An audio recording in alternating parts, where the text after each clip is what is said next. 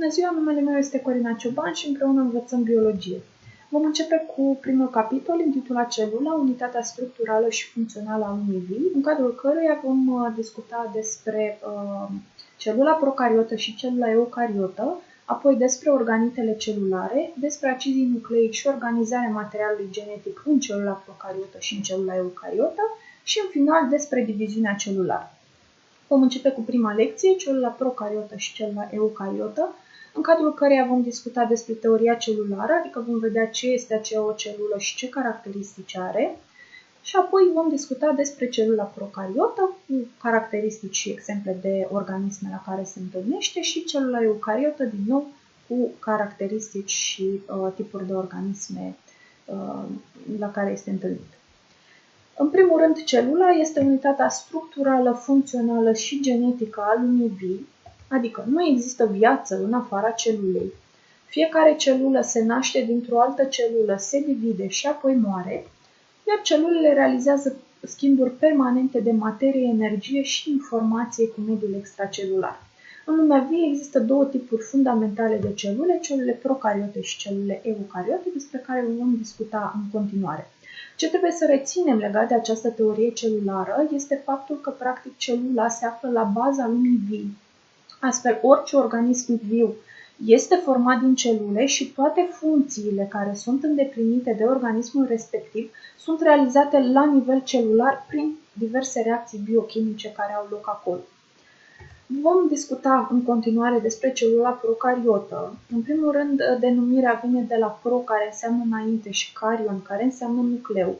Este o celulă pe care o întâlnim la bacterii și la algele albastre verzi și este alcătuită din perete celular, membrană celulară, citoplasmă și nucleoid. Acest nucleoid este componentul central în care conține materialul genetic, doar că nu este un nucleu propriu-zis, pentru că nu este delimitat de o membrană nucleară.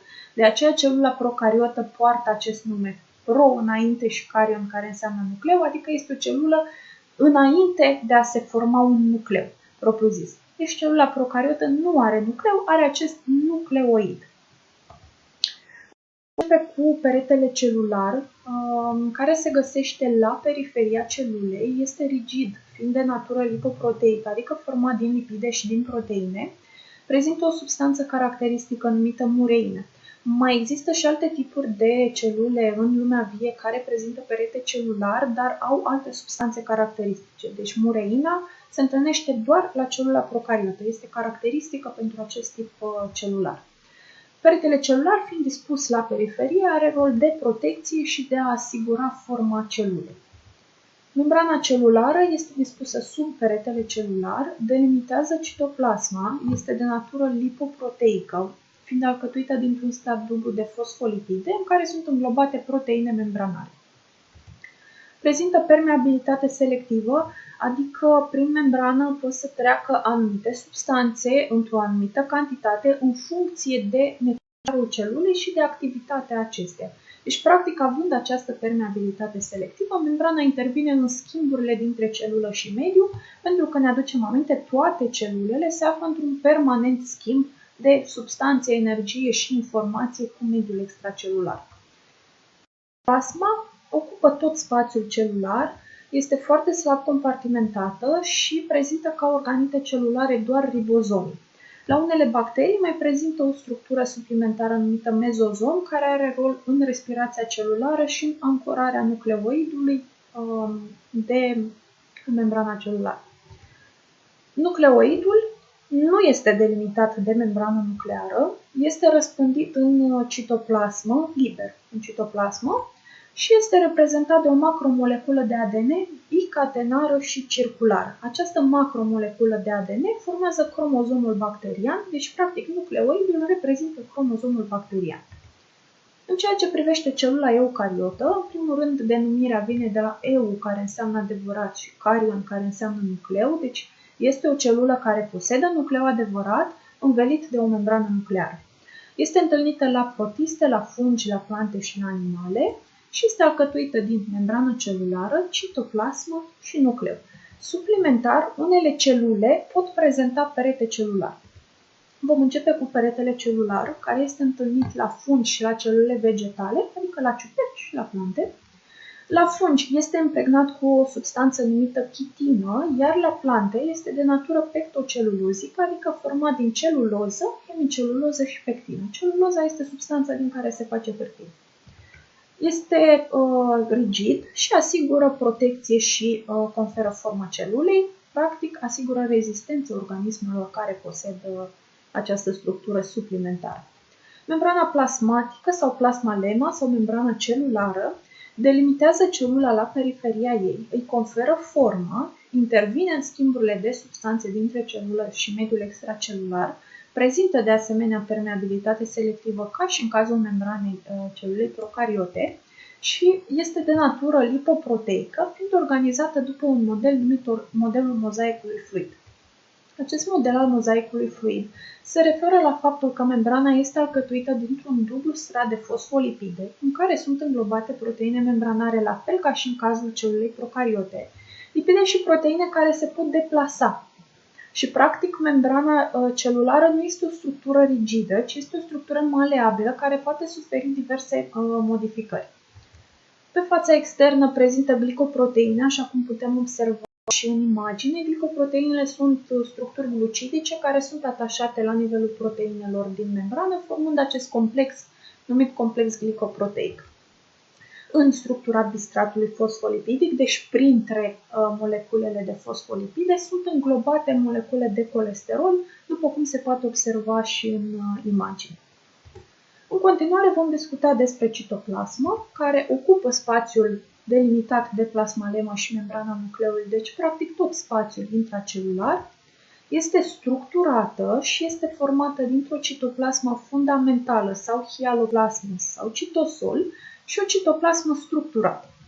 Citoplasma fundamentală reprezintă partea nestructurată a celulei și conține o rețea de fibre proteice care formează citoscheletul. Acest citoschelet sau citosol are rolul de a conferi formă celulei pe lângă membrana celulară și eventual perete celular la fungi și la plante, și citoscheletul asigură o anumită formă a celulei și de asemenea în ochiurile formate de acest citoschelet, pentru că este o structură în rețea, se prind toate elementele intracitoplasmatice, de principiu organitele celulare și alte incluziuni care există în interiorul citoplasmei. Citoplasma fundamentală se poate prezenta sub două stări: o stare de sol, care este apoasă și în general se întâlnește la celulele tinere, și o stare de gel, care este viscoasă și se întâlnește la celulele adulte. Citoplasma structurată este formată din organite celulare și incluziuni ergastice. Despre organitele celulare vom discuta pe larg în lecția următoare, văzând fiecare tip de organit, din ce este alcătuit și ce funcție are în cadrul celulei. Ultimul component al celulei eucariote este nucleul, care este cel mai mare corpuscul din celulă și, în general, este dispus central la majoritatea celulelor. Există și excepții în care nucleul este dispus la periferia celulei, dar acelea sunt cazuri excepționale. Regula este că este dispus în interiorul celulei, în mijlocul ei. Ca structură este format dintr-o membrană nucleară dublă ce prezintă numeroși pori, din nucleoplasmă sau carioplasmă, care este alcătuită din cariolimfă, fiind partea lichidă, și cromatină, care este formată din ADN, din ARN și din proteine și din care se vor individualiza cromozomii în timpul diviziunii celulare. Pe lângă cariolimfă și cromatină mai prezintă nucleoli, care sunt formați din ARN și din proteine și care au rol în formarea ribozomelor. Deci, practic, putem să observăm o anumită similaritate între structura nucleului și structura celulei.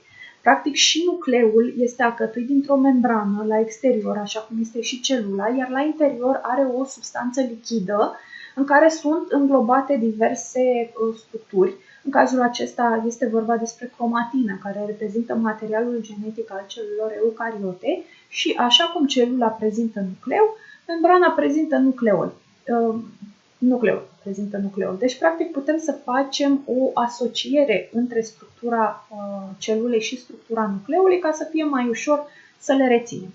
Aceasta este lecția. Ce trebuie reținut este diferența dintre celula eucariotă și celula procariotă în ceea ce privește nucleul versus nucleoid. Deci, celula eucariotă este celula care prezintă nucleu adevărat delimitat de membrană nucleară, iar celula procariotă prezintă doar un material genetic liber în citoplasmă fără acea membrană.